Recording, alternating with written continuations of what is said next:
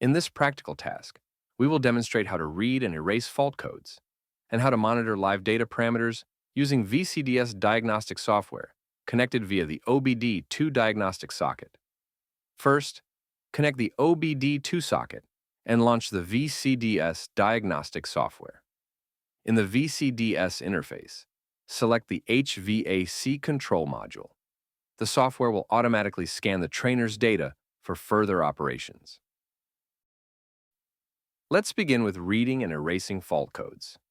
By pressing the Fault Codes button, a list of stored faults from previous operations will be displayed. In this example, we see fault codes that were triggered during the previous practical task. Press Clear Codes to erase the fault memory, then check again to confirm that all fault codes have been successfully removed.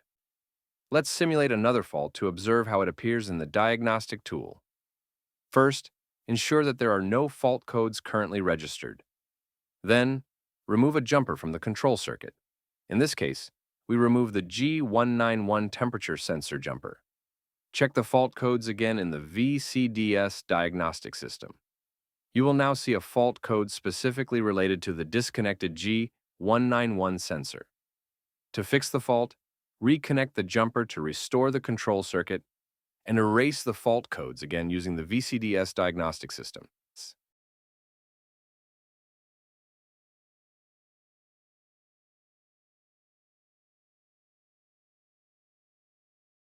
Next, we can analyze live data parameters of various sensors in the climate control system. Click on Measuring Blocks and select the groups you want to monitor. In this example, we begin with Group 1, which shows the compressor's live data. Currently, the value is 6. According to the information chart, this value means the compressor is off due to the Econ button being active. Now, if we switch the mode to Auto, the value changes to 0, which indicates that the compressor is running.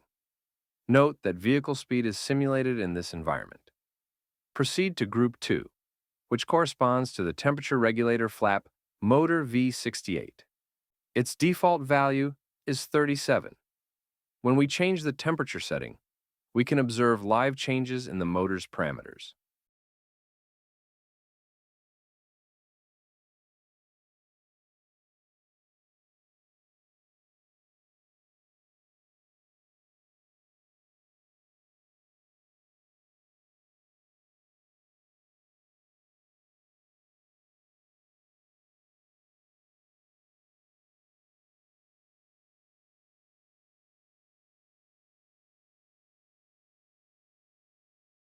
Now check Group 3, which displays data from the central air flap motor V70. This flap controls the direction of airflow within the ducting system. Change the airflow direction to the windshield and observe how the live parameters of the V70 motor change in response.